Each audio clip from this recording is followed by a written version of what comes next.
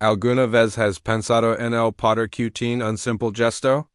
Una sonrisa, una palabra amable, un pequeño acto de bondad. A menudo subestimamos su impacto pensando que son insignificantes en el gran esquema de las cosas. Pero la historia que te voy a contar hoy demuestra todo lo contrario.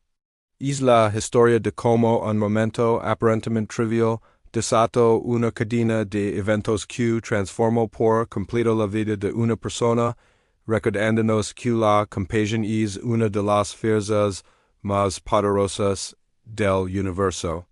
Nuestra historia comienza en una fría mañana de otoño en una deliciosa ciudad. Las calles estaban llenas de gente apresurada, cada una inmersa en su propio mundo, con la mirada fija en sus teléfonos o en el camino por delante. Entre la multitud había un hombre llamado Leo. Leo no era visible para la mayoría. Lavaba ropa gastada, su rostro reflejaba el paso de incontables noches a la intemperie sus ojos. Una vez llenos de sueños, ahora mostraban una profunda tristeza y resignación. Hacía ecos que la vida lo había golpeado duramente dejándolo sin hogar, sin familia y sin esperanza.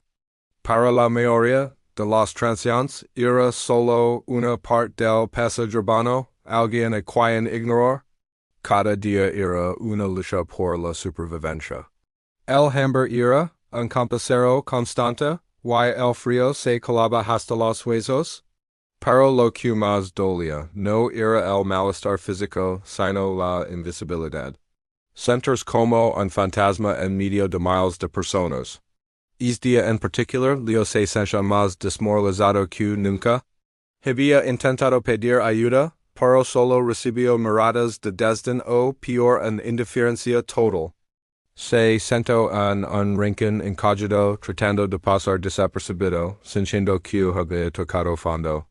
Pensó que ya nada podía cambiar, que su destino estaba salado. Mientras tanto, a unas pocas cuadras de distancia, una joven llamada Clara se preparaba para su día. Clara era una artista que trabajaba a tiempo parcial en una cafetería para pagar sus cuentas. Era una persona observadora y sensible, siempre viendo el mundo a través de un lente de empatia. A menudo se sentía abrumada por el ajetreo y la frialdad de la ciudad, pero se negaba a dejar que eso apagara su espíritu. Creía firmemente en la bondad inherente de las personas, aunque a veces fuera difícil de encontrar. Esa mañana, Clara salió de su apartamento con su cuaderno de besitos bajo el brazo, como de costumbre.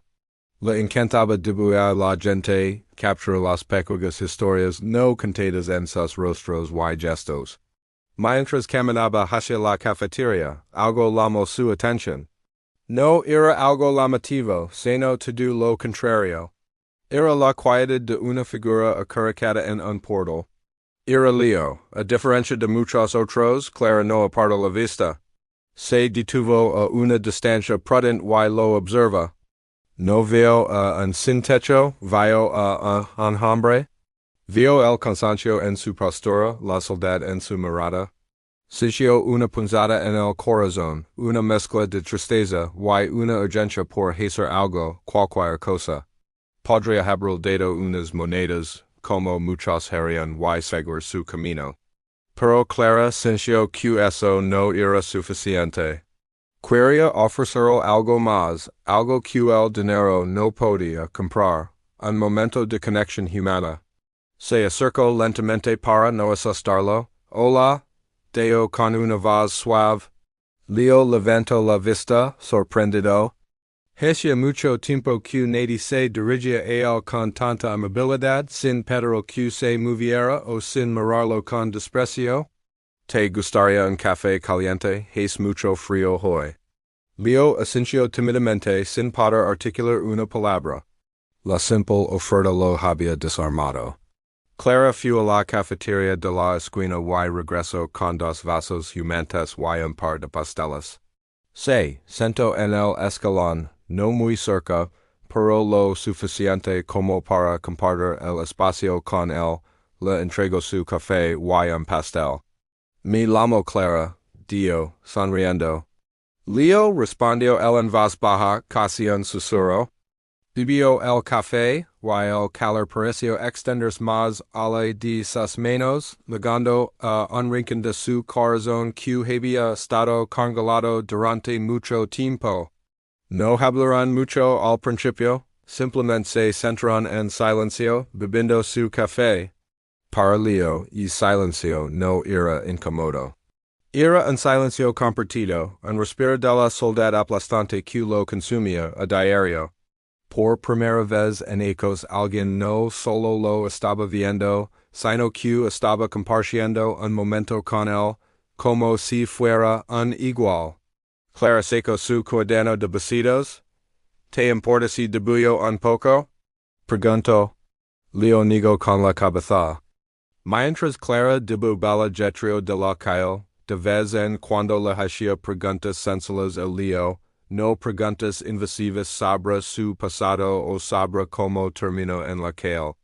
Le preguntó sobre cosas simples, cuál era su color favorito, si le gustaba la lluvia, qué música solía escuchar. Poco a poco, Leo comenzó a abrirse. Le contó que antes le encantaba la carpintería, que disfrutaba creando cosas con sus manos. Habló de la sensación de la madera, del olor del acero. Mientras hablaba, un brillo tenue regresó a sus ojos. Estaba recordando una parte de sí mismo que creía perdida para siempre. Clara lo escuchaba atentamente, validando sus palabras con asentimientos y sonrisas, no lo juzgó. Simplemente lo escuchó. Después de casi una hora, Clara tuvo que irse a trabajar. Tengo que Leo, pero fue un verdadero placer conocerte. Arrancó una página de su cuaderno. No era un retrato de él, sino un boceto de un par de manos fuertes talando un trozo de madera. Quizás puedas volver a hacer esto algún día, dijo suavemente entregando el dibujo. En la parte de atrás había anotado la dirección de un refugio local y un centro comunitario que ofrece talleres gratuitos, incluido uno de carpintería. Leo se quedó mirando el papelucho después de que Clara se fuera. Era solo un trozo de papel, un dibujo. Pero para él era mucho más, era un recordatorio de quien solía ser, era una semilla de posibilidad. Y esa tarde, en lugar de resignarse a su rincón habitual, Leo caminó. Con el dibujo de Clara en el bolsillo, sintiendo el papel como un talismán, caminó hasta la dirección que ella había escrito. Dar el primer paso para entrar al centro comunitario fue una de las cosas más difíciles que Leo había hecho. Estaba lleno de miedo y vergüenza. Pero la imagen de las manos talando madera y la amabilidad en los ojos de Clara le dieron la fuerza que necesitaba. Adentro encontró un ambiente cálido y acogedor. Le ofrecieron una comida caliente, ropa limpia y, lo más importante, una cama segura para pasar la noche. Al día siguiente preguntó por el taller de carpintería. Al principio, sus manos estaban torpes, desacostumbradas al trabajo. Pero la memoria muscular estaba allí. La sensación de la herramienta en su mano, el olor de la madera, todo volvió a él. Encontró un propósito en el taller. Empezó a crear pequeñas figuras, ligó calles, ligó pequeños muebles, el trabajo le devolvió la dignidad. Cada pieza que terminaba era una victoria, un paso más lejos del hombre invisible que había sido, los meses pasaron. Leo se convirtió en un pilar del centro comunitario. No solo perfeccionó sus habilidades, sino que también comenzó a enseñar a otros, compartiendo la pasión que Clara había revivado en él. Su semblante cambió por completo. La tristeza en sus ojos fue reemplazada por una chispa de orgullo y propósito. Consiguió un pequeño trabajo, ahorró dinero y finalmente pudo alquilar una habitación propia. Había reconstruido su vida, pieza por pieza, como los muebles que criba.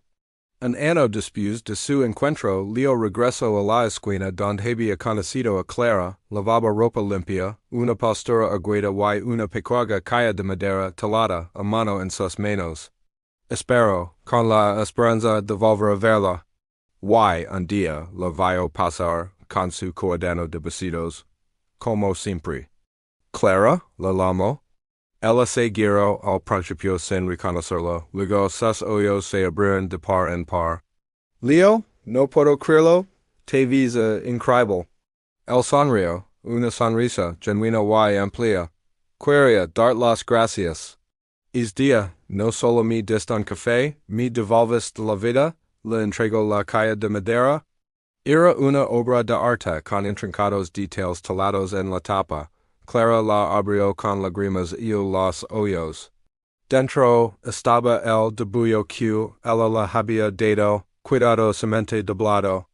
La historia de Leo y Clara no es solo un cuento sobre la bondad. Es un poderoso recordatorio del efecto dominó que pueden tener nuestras acciones. Un simple gesto de compasión, un momento de conexión genuina, puede ser el catalizador que cambie el rumbo de la vida de alguien. Nunca sabemos por lo que están pasando los demás. Detrás de cada rostro hay una historia, batallas que no podemos ver. Pero lo que sí podemos hacer es elegir la amabilidad, elegir ver a la persona, no su circunstancia. Como Clara, podemos ofrecer un café, una conversación, un momento de nuestro tipo. Puede que no parezca mucho, pero para la persona que lo recibe, puede serlo todo. Puede ser el faro de esperanza en su noche más oscura. Gracias por acompañarme en esta historia. Si te ha conmovido, compártelo para que este mensaje de esperanza y compasión llegue a más personas. No olvides suscribir para más historias que nos inspiran a ser mejores. Hasta la próxima.